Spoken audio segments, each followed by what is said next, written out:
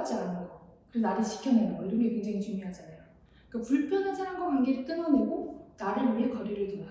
그런데 이게 현실에서 이렇게 거절하는 게 쉬운 일일까요? 그 사람을 거절하고 단절로 인해서 파생되는 또 다른 불편함이 있어요. 때로는 그 사람을 끊어내는 것보다 이어가는 게 덜 힘들 때가 있다는 거예요.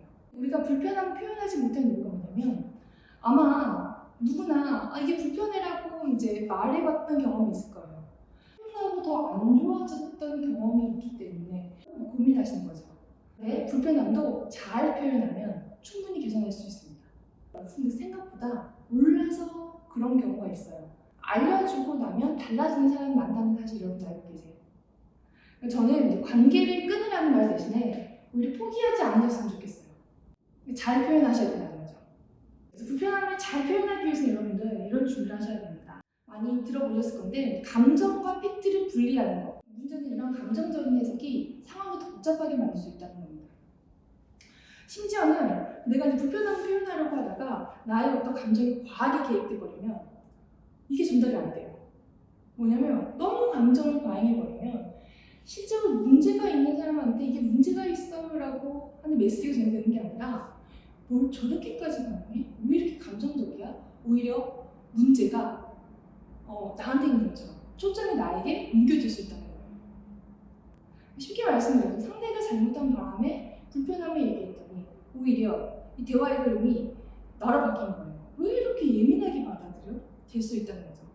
결과적으로 문제의 본질을 흘려줍니다. 나의 어떤 감정적인 반응만 더 부각될 수 있다. 자, 이게 첫 번째였습니다. 감정과 팩트를 분리하자. 두 번째도 되게 중요해요. 그러면 이 불편함 언제 꺼내야 되지? 다 마음속으로 쌓아두고 오래 간직하시는 분들 계십니다. 근데 이 타이밍이라는 게 왜 중요하냐면, 만약에 너무 늦게 얘기하면 어떻게 되냐면 상대가 근데 왜 지금 이야기해? 그럼 나는 이렇게 얘기하죠. 내가 이걸 그냥 넘어가 보려고 했는데 꺼내야 될 것 같아서라고 얘기를 했는데, 상대는 자신의 어떤 문제 행동에 대한 생각보다는 타이밍에 집중을 한다는 거예요. 사람의 기억이라는 게 되게 한정적입니다.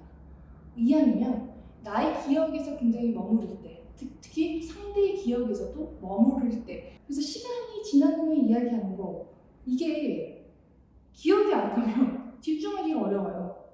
나는 기억을 하지만 결국 상대의 기억에 머물 때, 이왕이면 그때 이야기를 한다면 정확히 문제를 인식할 수 있도록 할 수 있습니다. 오히려 받아들이는 게 쉽겠죠. 자, 세 번째도 되게 중요해요. 뭐냐면, 이렇게 불편함을 얘기를 하면 결국 상대는 뭐랄까요? 사과라는 걸 하죠. 미안하다고 할 거예요. 네. 이때 우리는 사과받는 태도에 대해서 한번 신경을 쓰셔야 됩니다. 괜찮아, 이렇게 얘기를 할 수 있죠. 말해줘서 고마워라고 화답을 하는 것도 중요합니다. 이런 분들 계세요. 알았어 해놓고 다음날 뭔가 어색해요. 아직도 꽁해요. 이럴 거면 사과를 안 받는 게 낫습니다. 일단 조금 더 생각할 시간이 필요해요. 차라리 얘기를 하세요.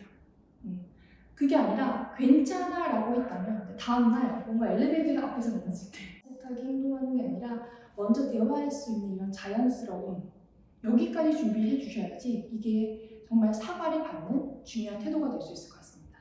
다음부터 조심해줘라고 이렇게 얘기해두고 그 다음날 어색해지는 거, 이게 오히려 상대와 관계가 더 불편해지는 계기가 될 수 있다는 거예요. 분명히 불편함을 먼저 제공하고 그 사람인데 나의 어떤 사과받는 태도 때문에, 그리고 그 이어지는 어색함 때문에 더 멀어지는 그런 관계가 되면 안 된다는 거죠.